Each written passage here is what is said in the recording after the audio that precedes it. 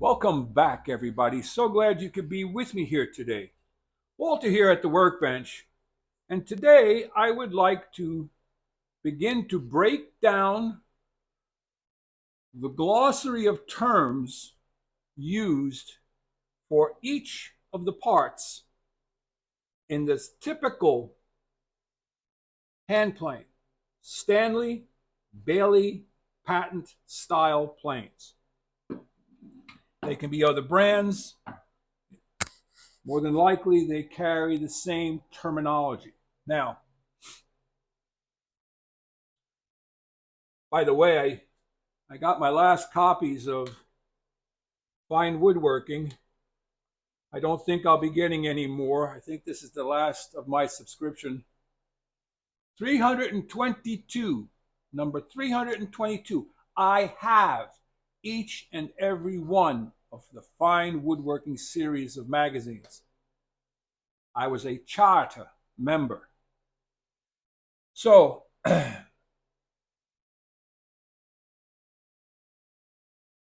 if you scour the internet, you should be able to find this graphic,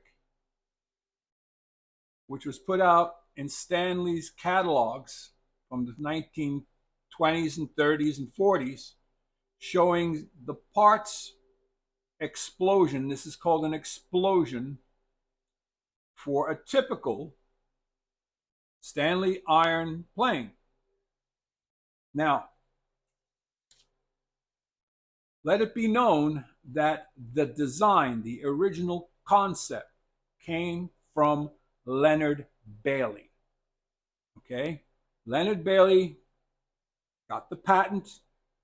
Stanley acquired the patent or the rights to the patent or the rights to manufacture, and eventually, the patent expires, and whatever happened from that point forward was all Stanley.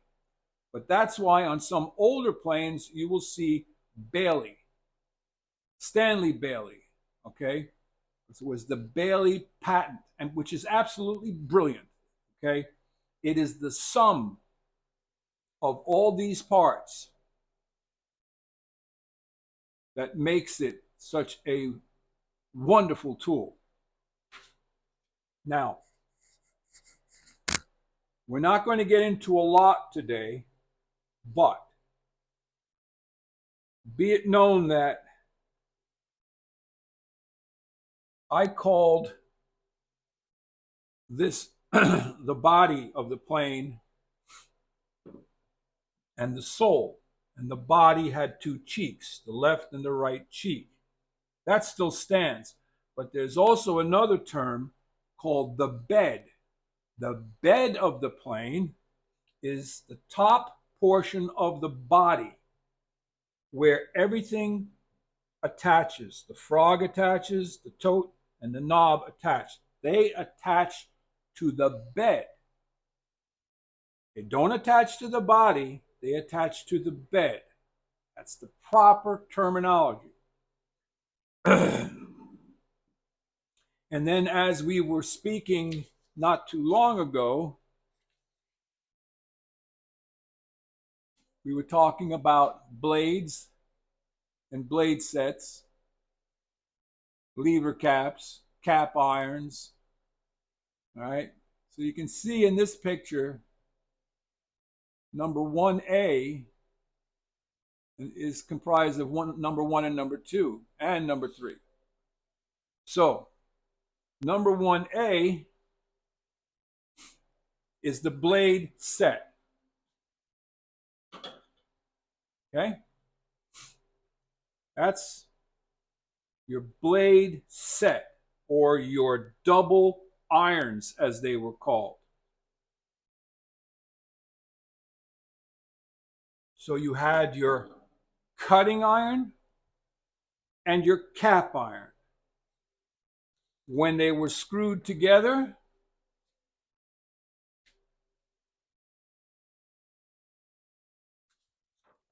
they became known as double plane irons.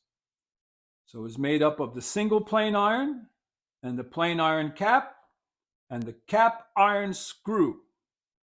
And by the way, the cap iron screw typically from Stanley will be a 5/16 inch diameter, 18 right hand thread. So after the blade set,